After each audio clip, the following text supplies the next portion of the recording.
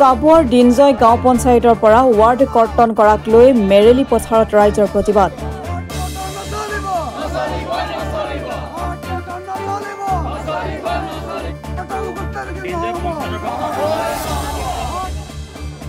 দিনজয় গাঁও পঞ্চায়তৰ মেৰেলি পথাৰ ৱাৰ্ডটো নাদোৱা গাঁও পঞ্চায়তলৈ হাল সলনি কৰাক লৈ এনেদৰে প্ৰতিবাদ সাব্যস্ত কৰিছে মেৰেলি পথাৰৰ ৰাইজে।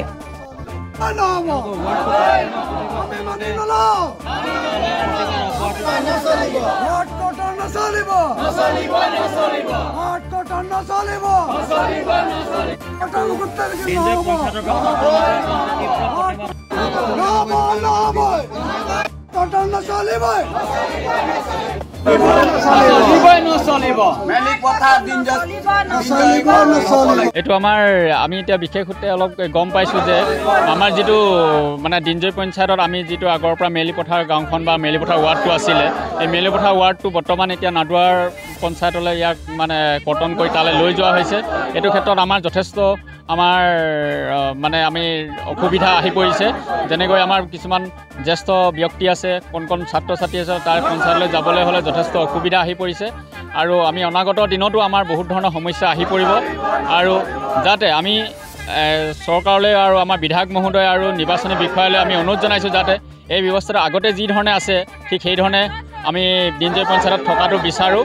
কাৰণ এই পঞ্চায়তৰ পৰা কাটি নি পিজনী নাদোৱা পঞ্চায়তত লৈ যোৱা কোনো বিশেষ কাৰণ নাই বুলি ভাবিছোঁ। কাৰণ সমষ্টি নিৰ্ধাৰণৰ ক্ষেত্ৰত অলপ বেলেগ এটা আহে, কিন্তু এতিয়া আমাৰ ৱাৰ্ডৰ ক্ষেত্ৰত এই কথাটো আহি যোৱাৰ কাৰণে আমি অলপ দুখ প্ৰকাশ কৰিছোঁ। সেইকাৰণে আমি তেখেতলোকলৈ অনুৰোধ জনাইছোঁ যাতে এইটো অতি সোনকালে ইয়াক ৰোধ কৰিব লাগে বা এইটো ৰখাই থ'ব লাগে, স্থগিত ৰাখিব লাগে। আমাৰ গোটেই ৰাইজে মানে বহুত কষ্টকৈ আছে, মানে সেইখন কষ্ট কৰি ভুগি মানে ইয়াৰ লগত দিনজয় পঞ্চায়তৰ লগত মানে খোজকাঢ়ি যায়। বয়সস্থ মানুহ আছে, খোজকাঢ়িব নোৱাৰে। তেওঁলোক মানে এতিয়া নজনা মানুহবিলাকে এইখিনি জেগাত মানে এতিয়া নতুনকৈ শিকিছে।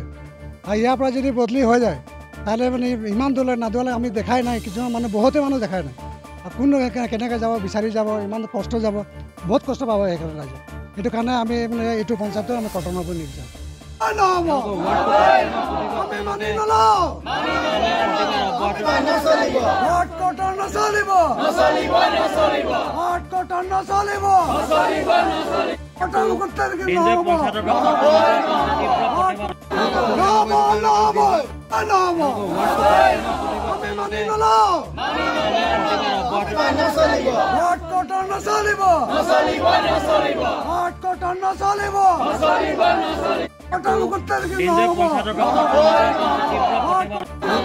চাবুৱাৰ পৰা ৰঞ্জিত চুৰি ৰিপৰ্ট, অসম টুডে। মেলি পথাৰ দিনজয়